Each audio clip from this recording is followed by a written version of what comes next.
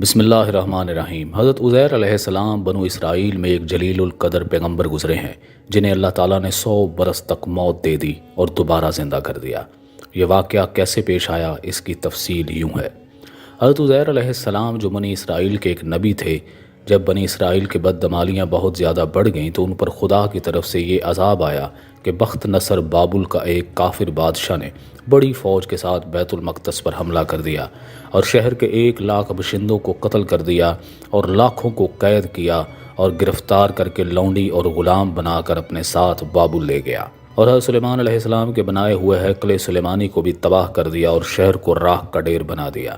وہاں لاکھوں کتب کو جلا دیا اور کہا جاتا ہے کہ تورات کے اصل اور قدیم نسخوں کو بھی اس نے جلا دیا۔ حضرت عزیر علیہ السلام جب کسی طرح بخت نصر کی قید سے وہاں رہا ہوئے تو ایک گدھے پر سوار ہو کر اپنے شہر بیت المقدس میں داخل ہوئے۔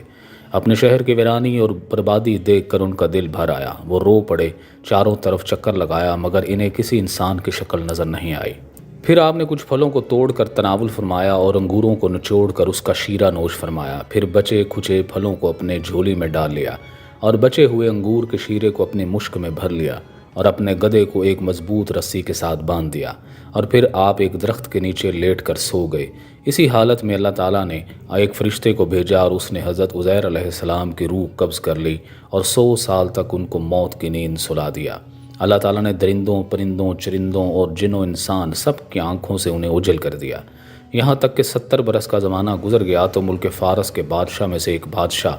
اپنے لشکر کے ساتھ بیت المقدس کے اس ویرانے میں داخل ہوا اور بہت سے لوگوں کو یہاں لا کر بسایا اور شہر کو پھر دوبارہ آباد کر دیا، اور بچے کھچے بنو اسرائیل جو ادھر ادھر بھٹک رہے تھے وہاں سب کو بلا بلا کر اس شہر میں آباد کر دیا، اور ان لوگوں نے نئی عمارتیں بنا کر اور قسم قسم کے باغات لگا کر اس شہر کو پہلے سے بھی زیادہ خوبصورت اور بارونق بنا دیا۔ جب حضرت عزیر علیہ السلام کو موت کی نیند سوئے 100 برس ہو گیا تو اللہ تعالیٰ نے ان کو دوبارہ زندہ فرمایا، تو آپ نے دیکھا کہ آپ کا گدھا مر چکا ہے اور اس کی ہڈیاں گل سڑ چکی ہیں اور ادھر ادھر بکھری پڑی ہیں، مگر تھیلے میں رکھے ہوئے پھل اور مشک میں رکھا ہوا انگور کا شیرہ بالکل خراب نہیں ہوا،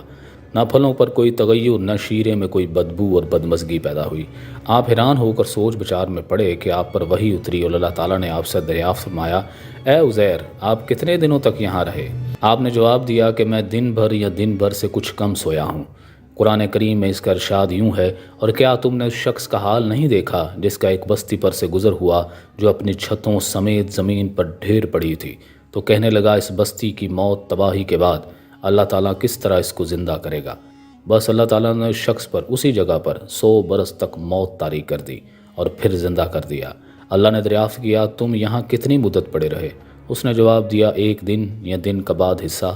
اللہ نے کہا، ایسا نہیں ہے، بلکہ تم 100 برس تک اس حالت میں رہے ہو، بس تم اپنے کھانے پینے کی چیزوں کو دیکھو کہ وہ بگڑی نہیں ہیں، پھر اپنے گدھے کو دیکھو کہ وہ گل سڑ کر ہڈیوں کا ڈھانچہ رہ گیا ہے، اور یہ سب کچھ اس لیے ہوا تاکہ ہم تم کو لوگوں کے لیے نشان بنائیں۔